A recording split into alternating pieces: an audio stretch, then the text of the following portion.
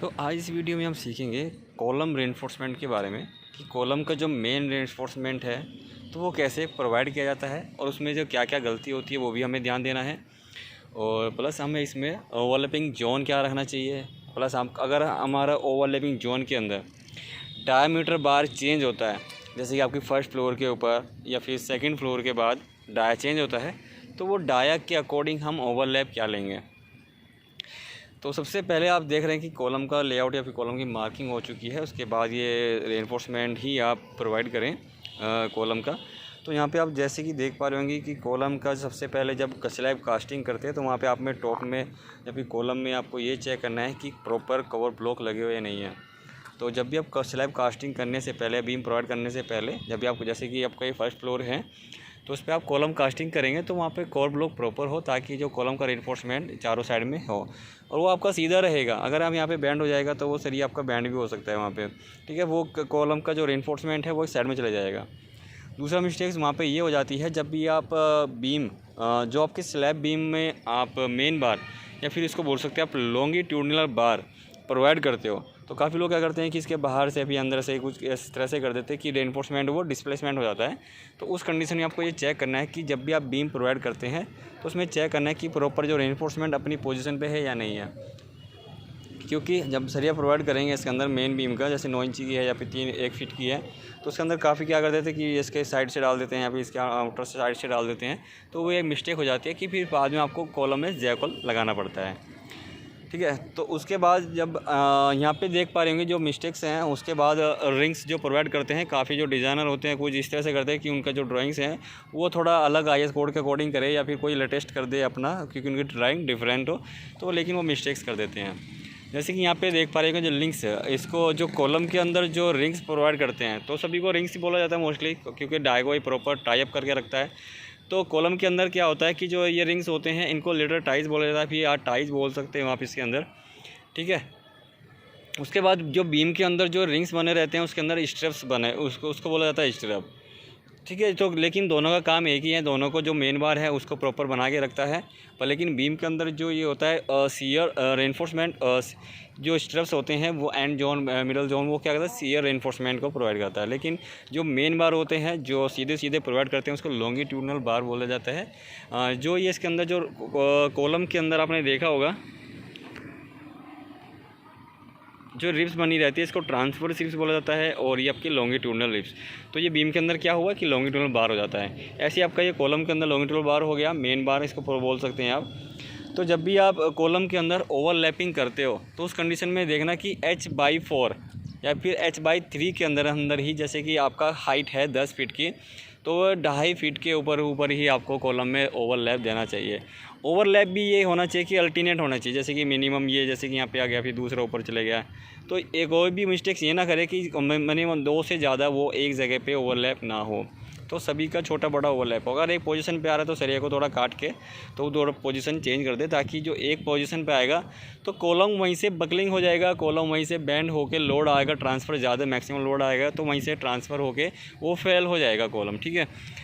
तो इस कंडीशन में जो ये जो आपका जैसे कि यहाँ पे देख पा रहे होंगे सभी ये मतलब 3 रेनफोर्समेंट 4 रेनफोर्समेंट वो सभी का एक ही पोजीशन पे है, ये एक बड़ी मिस्टेक्स होती है।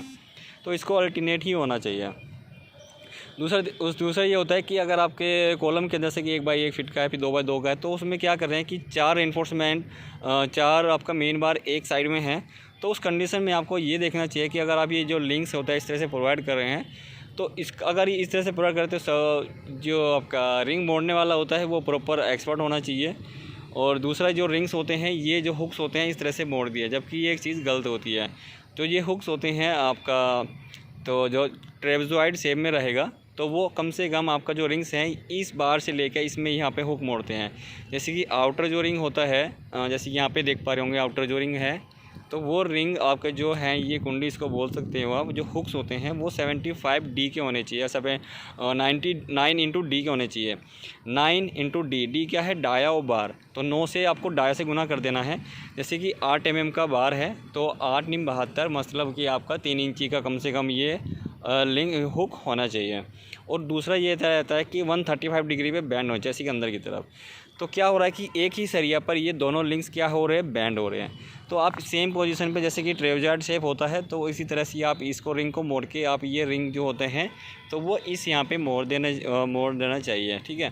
तो इससे क्या होगा, इसमें भी एक अल्टरनेट हो जाएगा, जैसे कि इसमें अल्टरनेट होता है, जैसे कि ये हुक इधर आया है तो दूसरा हुक दूसरी साइड में चला जाएगा, तीसरा हुक इस साइड में, जैसे बीम के अंदर होता है सेम इस तरह से ये हुक अल्टरनेट हो जाएंगे। ऐसे ही आपके जो इनर रिंग होते हैं तो उनका हुक भी अल्टरनेट होना चाहिए, जबकि ये चीज़ गलत होता है। इसमें कॉलम में एक्सियली लोड आएगा, कॉलम के अंदर कंप्रेशन मेंबर इफेक्ट करेगा, तो ठीक है। तो ये क्या होगा, कॉलम फैलने के चांस रहते हैं, क्योंकि सरिया को खुलने का चांस रहेगा, ठीक है। ये क्या हुआ कि यहाँ पे आकर टच हो गया पर, लेकिन कंक्रीट का अंदर ये फैला देगा इसको। तो सबसे बेस्ट रहता है कि जो लिंक्स होता है इसको आके यहाँ पे हुक को बैंड करें, ठीक है। एक तो ये होता है, या फिर आप इसमें सबसे बेस्ट रहता है कि IS 456 2000 के अकॉर्डिंग आप जो इसके अंदर जो रिंग्स प्रोवाइड करते हो, एक रिंग ऐसे हो जाएगा और दूसरा जो रिंग होता है ये वाला, इन दोनों को टाई करने के लिए एक छोटा रिंग हो जाएगा। मतलब एक ही पोजीशन में आपको 3 रिंग प्रोवाइड कर देना चाहिए, ये सबसे बेस्ट रहेगा, ठीक है।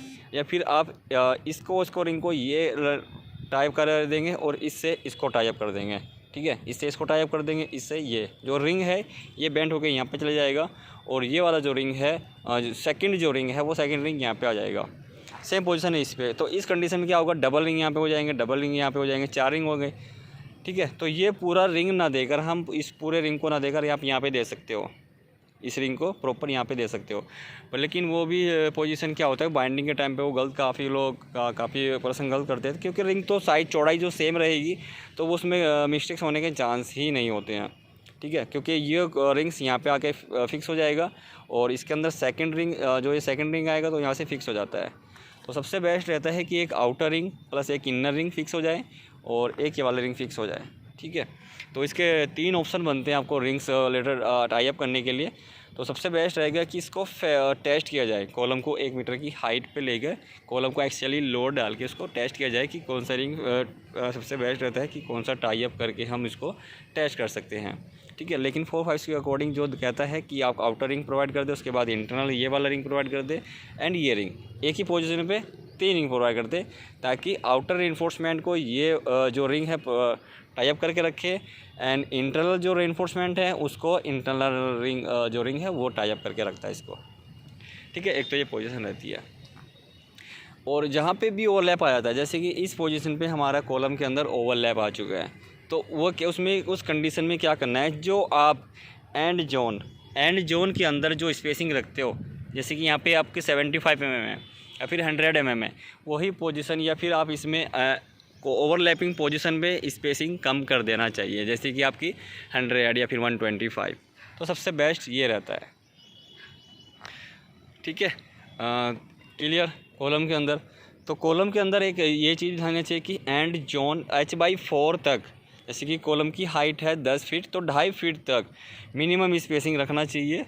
और इन जो बीच का पोर्शन बचता है उसमें आपके रिंग की स्पेसिंग आप बढ़ा सकते हैं, जैसे कि 150 या फिर 200 वहाँ पे पोजीशन पे रख सकते हो। तो ये कॉलम की ओवरलैपिंग पोजीशन क्लियर। और ऐसे ही बीम के अंदर जो ओवरलैपिंग पोजीशन रखते हैं, टॉप में हम बीच में रखते हैं, ठीक है। और बॉटम के अंदर जो होता है वो टेंशन इन्फोर्समेंट होता है, और कॉलम के अंदर से क्या होता है वो शियर करता है, वो टेंशन के जोन में आ जाता है। तो वो H/3 के अंदर या फिर H/4 के अंदर एंड पोर्शन में रखना चाहिए ओवरलैपिंग। और वो भी आपका अल्टरनेट होना चाहिए, एक से ज़्यादा ओवरलैप एक पोजीशन पे नहीं आना चाहिए। तो वो डिस्प्लेसमेंट मतलब आपकी जो दूरी है वो आगे पीछे होनी चाहिए बीम के अंदर, ठीक है। तो ये कुछ बेसिक्स पॉइंट्स है तो जो मैंने आपसे शेयर की, कॉलम का रेनफोर्समेंट प्रॉपर किस तरह से टाई अप होना चाहिए, किस तरह से बाइंड होना चाहिए। तो thanks for watching this video. मिलते हैं नेक्स्ट वीडियो के अंदर। अगर आपका कोई क्वेश्चन कोई क्वेरी है तो प्लीज़ कमेंट्स बॉक्स में लिख देना, तो आपकी हेल्प जरूर की जाएगी।